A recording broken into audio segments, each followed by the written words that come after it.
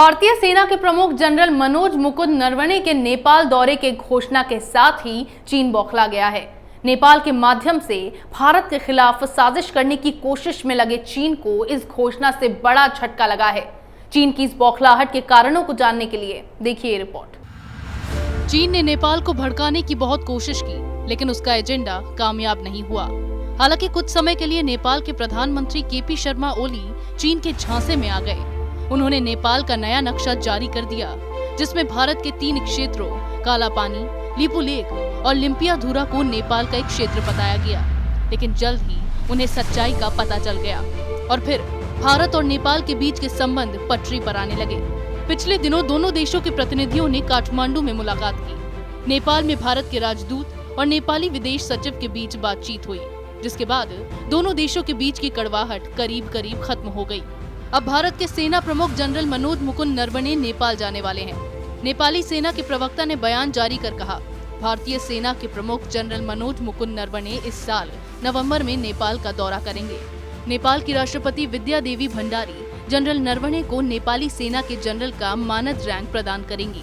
नेपाल में भारतीय सेना के प्रमुख की स्वागत की तैयारी और नेपाली राष्ट्रपति से मुलाकात की बात से चीन की परेशानी बढ़ गई है। चीन को लगने लगा है कि अब वे भारत के खिलाफ नेपाल का इस्तेमाल नहीं कर पाएगा। दरअसल पिछले दिनों चीन ने नेपाल को बरगलाने की पूरी कोशिश की। नेपाल में चीन की राजदूत ने नेपाल की वामपंथी पार्टियों को भारत के खिलाफ भड़काया। इसके कारण नेपाल के पीएम केपी शर्मा ओली ने भारत विरोधी बयान भी दे दिए। लेकिन ओली के भारत विरोधी बयान के बाद नेपाल की सत्ताधारी पार्टी के अंदर फूट पड़ने लगी। पूर्व प्रधानमंत्री पुष्प कमल दहल प्रचंड और माधव कुमार नेपाल ने ओली के खिलाफ मोर्चा खोल दिया। इसके बाद केपी शर्मा ओली को बैकफुट पर आना पड़ा। उन्होंने भारत के साथ संबंध सुधारने के लिए पीएम मोदी से बात भी की। नेपाल में भारत के सहयोग से चल रहे कुछ प्रोजेक्ट को फिर से चालू करने की अपील की। भारत ने भी नेपाल के साथ सहयोग जारी रखा। इसके बाद नेपाल धीरे धीरे समझौते की ओर बढ़ा और चीन से दूरी बनाना शुरू कर दिया।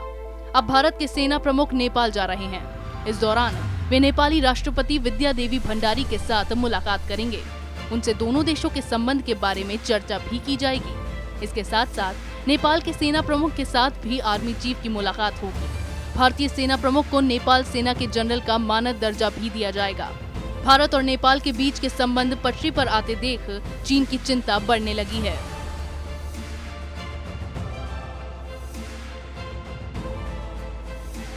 नेपाल में चीन अब बेनकाब हो गया है। उसके सारे एजेंडे फेल होते जा रहे हैं। नेपाल ने अब चीन को दरकिनार करना शुरू कर दिया है। भारतीय सेना प्रमुख नरवणे के नेपाल दौरे से दोनों देशों के बीच के संबंध और ज्यादा मजबूत होंगे।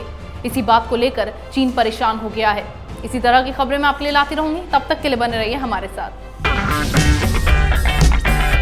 अगर आपको हमारा वीडियो पसंद आया हो तो इसे लाइक करें, हमारे चैनल को सब्सक्राइब करें और हाँ, बेल आइकन दबाना ना भूलें ताकि आप तक हमारे वीडियो की नोटिफिकेशन पहुंचती रहे। आप अपना सुझाव हमें कमेंट बॉक्स में दे सकते हैं। हमारे साथ जुड़ने के लिए शुक्रिया।